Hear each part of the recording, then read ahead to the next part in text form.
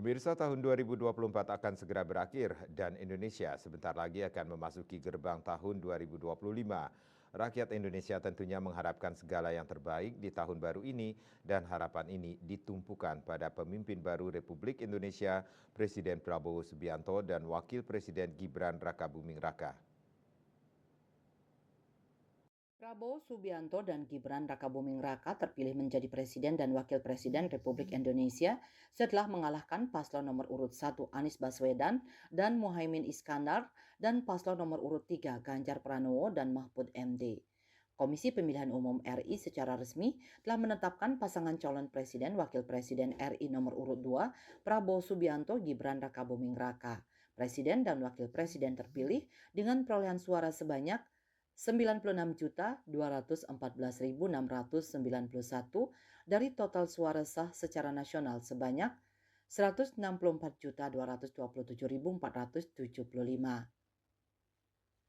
Presiden Prabowo dan Wakil Presiden Gibran resmi dilantik pada 20 Oktober 2024. Dengan penuh harap, rakyat pun menantikan realisasi janji Presiden Prabowo dan Wapres Gibran yang senantiasa didengungkan selama masa kampanye. Salah satu program yang paling menarik perhatian adalah program makan siang gratis yang ditujukan bagi siswa sekolah, santri, di pesantren, ibu hamil, dan anak balita. Anggaran per porsi yang semula direncanakan Rp15.000 per porsi akibat keterbatasan anggaran turun menjadi Rp10.000 per porsi. Rencana penerapan program makan siang gratis khususnya di tingkat sekolah dasar mendapat sambutan positif. Program ini dinilai mampu mencukupi kebutuhan gizi siswa dan anggaran Rp10.000 diyakini cukup untuk menjalankan program tersebut sebagaimana diungkapkan pendidik yang sekaligus menjabat Kepala SD PGRI Kota Denpasar, Lo Kedong Renan. Prinsipnya saya mendukung dan bagus itu program pemerintah itu. Kenapa? Karena kalau sudah makanan dari pemerintah pasti akan sudah disiapkan makanan yang bergizi buat anak-anak dibandingkan kalau anak-anak makan makanan bebas sendiri. Dukungan dan sambutan positif juga datang dari Kepala Sekolah Menengah Pertama. Salah satunya adalah Iketut Budayase, Kepala SMP Dwi Jendra Denpasar, yang menilai program Prabowo tersebut dapat meningkatkan konsentrasi belajar siswa dan membantu meringankan beban orang tua siswa, terutama yang kurang mampu. Namun ia mengakui program ini juga memiliki tantangan. Pihak sekolah juga harus memastikan kualitas makanan, ketersediaan bahan baku, dan pengelolaan program yang efisien dan transparan. Oleh karena itu, kerjasama dan komunikasi yang baik antara semua pihak sangat penting untuk mengatasi tantangan tersebut. Karena banyak memang yang datang, siswa kami yang datang itu hanya berbekal nasi jinggo yang mungkin belum, ya gizinya belum terpenuhi. Nah, dengan adanya makan siang gratis ini kami berharap bahwa pemerintah memang benar-benar dengan menjamin gizi daripada anak sekolah tersebut. Kalangan akademisi turut memberikan apresiasinya terhadap program ini.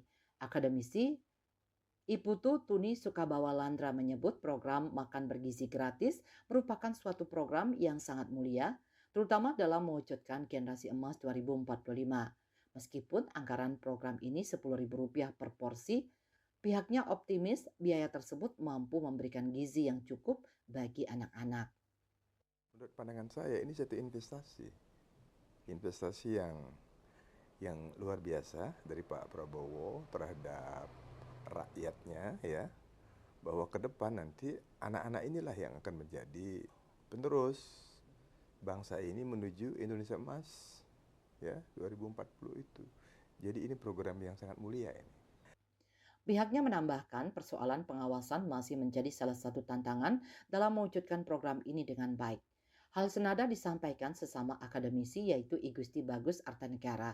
Menurutnya program makan bergizi gratis mesti diawasi dengan ketat agar tepat sasaran. Pengawasan yang ketat itu satu. Kedua, supaya betul-betul makanan itu bergizi, maka kira-kira perlu pengawasan dari ahli-ahli gizi melalui komite. Di sekolah kan ada komite. Jadi kalau ada orang tua siswa yang ahli gizi, tariklah dia untuk terlibat dalam komite. Yang kedua tentu pengawasan dari pengawas sekolah sendiri. Jadi tugas pengawas tidak hanya mengawasi mata pelajaran yang diajarkan oleh guru, tapi juga ikut mengawasi pelaksanaan dari kegiatan makanan bergizi ini. Masalah pengawasan bukan satu-satunya persoalan yang dihadapi program makan siang gratis. Program ini akan banyak menghadapi tantangan di Bali pasca pemerintah menurunkan anggaran program ini dari Rp15.000 per siswa menjadi Rp10.000. Pengamat pendidikan Ide Bagus Ano meminta pemerintah memprioritaskan program ini bagi rakyat kurang mampu, tinggal daerah terluar dan terbelakang bukan dilakukan secara merata. Sesungguhnya hal yang sangat positif, namun kalau di Provinsi Bali, barangkali harga-harga itu tidak setingkat harga-harga yang nasional atau internasional. Oleh karena itu, maka perlu diperhatikan gizi seimbang. Sementara pengawas sekolah di Kota Denpasar Dewa Bagus Putu Edwin Pradipta menjelaskan, Distikpora dan Pemkot Denpasar sudah merancang anggaran tambahan untuk mendukung program ini yakni Rp50 miliar. Dana ini diperuntukkan kepada semua siswa di PAUD, TK, SD, dan SMP yang jumlahnya 137.000 siswa. Secara matematika, dana ini disedot Rp1,3 miliar hanya untuk sekali makan, guna menutupi kekurangan dana Rp10.000 yang bergizi seimbang. Dengan pemerintah Kota Denpasar saat ini sudah merancang anggaran pendukung untuk kegiatan tersebut sebesar 50 miliar melalui Dinas Pendidikan Kota Denpasar. Dana tersebut akan digunakan untuk mendukung program tersebut dan diberikan kepada sebanyak 137.000 siswa dari PAUD, TK, SD, SMP, dan kesetaraan. Modelnya apakah ada dapur umum di sekolah nanti atau gimana, Pak? Secara teknis dari Dinas Distikpora Kota Denpasar belum berani memutuskan, menunggu teknis dari pemerintah pusat. Sementara Sekdis Distikpora Bali, Made Sutarjana menyampaikan, hasil uji coba program makan siang gratis di SD dan SMP di Kabupaten Buleleng, satu porsi makan per siswa minimal Rp17.000, lebih tinggi dari anggaran yang ditetapkan pusat. Jika menggunakan sumber pangan lokal, anggaran diyakininya bisa ditekan ke Rp10.000. Namun tantangannya pada daerah yang tak merata memiliki sumber pangan sehingga anggarannya justru semakin mahal. Dari hasil uji coba yang dilaksanakan di Rogga, tepatnya di SD Sumber Kampo, SD 2 Sumber Kampo, dan Satat Rogga.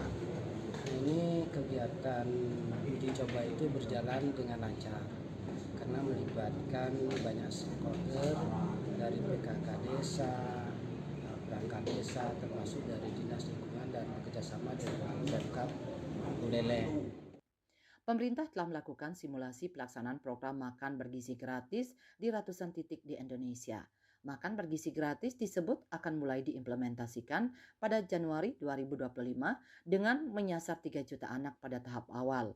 Harapannya, tantangan-tantangan yang telah dipaparkan di atas bisa dicarikan jalan keluarnya. Dengan demikian, program makan siang gratis ini bisa terlaksana dengan sukses. Kesuksesan program ini diyakini bisa diikuti kesuksesan program-program lain seperti program swasembada pangan, sehingga Indonesia yang kini dinahkodai Prabowo Gibran pada akhirnya bisa mewujudkan visi Indonesia Emas 2045. Tim Liputan Bali TV.